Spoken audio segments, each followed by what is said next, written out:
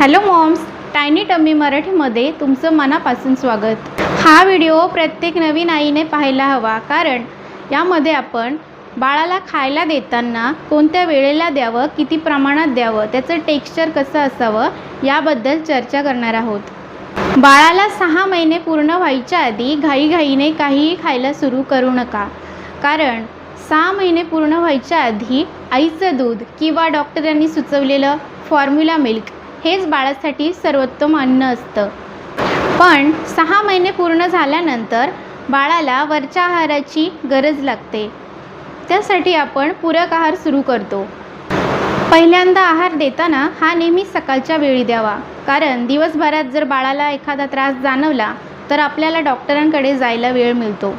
सुरुवात अगदी साध्या पदार्थापासून करा। मूग डाळ पेज, तांदळाची पेज यापासून तुम्ही सुरुवात करू शकता। आपल्या चॅनलवर मी तांदळाची पेज किंवा प्युरी कशी करायची हा व्हिडिओ मी शॉर्टमध्ये टाकलेला आहे, तिथे जाऊन तुम्ही नक्की पाहू शकता। पहिल्या दिवशी जेव्हा बाळाला तुम्ही पूरक आहार सुरू कराल तेव्हा 1 ते 2 चमचे द्या, बस, त्याच्यावर नाही। बाळाने ते जर खायला नाकारलं तर घाबरू नका, कारण त्याच्यासाठी ही एक नवीन चव आहे। रोज थोडं थोडं खायला दिलं तर त्याला ती चव आवडायला लागेल। आता बाळाला जो आपण पदार्थ देतो तो किती जाड किंवा किती पातळ असावा यावर वेगवेगळी मतं आहेत। पूर्वी अनेक जण, आपली आई आजी हे बाळाला डाळीचं पाणी किंवा तांदळाच्या वर जी आपण तांदूळ शिजवतो त्यावरची भातावरची पेज हे द्यायला सजेस्ट करायचे, पण आता डॉक्टर ते द्यायला नको म्हणतात, कारण आपण जेव्हा भात शिजवतो तेव्हा त्यामध्ये आपण मिठाचा वापर करतो आणि लहान मुलांना मिठाची काहीही गरज नसते। मिठामध्ये असणारे सोडियम हे बाळाच्या किडनीवर ताण आणू शकतात, म्हणून शक्यतो 6 महिने झाल्यावर बाळाला हे वेगळंच बनवायचं, आपल्यामधलं द्यायचं नाही।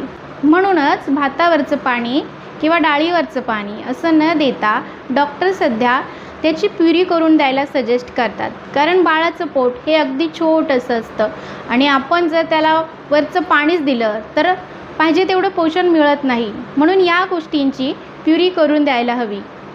एका वेळी एकच पदार्थ सुरू करा। आज जर तांदळाची पेज दिली तर उद्या पुन्हा तीच द्या, असे 2-3 दिवस सतत तोच पदार्थ द्या, कारण आपण जर लगेच वेगळा पदार्थ दिला तर नक्की कोणत्या पदार्थाने बाळाला ॲलर्जी झाली हे आपल्याला समजणार नाही। जेव्हा एखादा पदार्थ बाळाला व्यवस्थित सूट होतं आहे, कुठलीही ॲलर्जी होत नाही, तेव्हा हळूहळू आपण दुसरा पदार्थ बाळाला देऊ शकतो आणि असे वेगवेगळे पदार्थ बाळाला सूट व्हायला लागले की दोन्हींची कॉम्बिनेशन मिळून एक रेसिपी तयार करू शकतो। अशा प्रकारच्या रेसिपी शॉर्ट व्हिडिओमध्ये मी नक्की आपल्या चॅनलवर घेऊन येणार आहे, काही अपलोड केलेल्या आहेत, तेथे जाऊन तुम्ही चेक करू शकता। आणि 6 महिन्याच्या बाळाला साखर किंवा मिठाची काहीही गरज नसते, म्हणून ते टाकणं पूर्णपणे अवॉइड करा। अशाच उपयोगी बेबी टिप्ससाठी आणि रेसिपीसाठी टायनी टम्मी मराठीला नक्की सबस्क्राईब करा। धन्यवाद।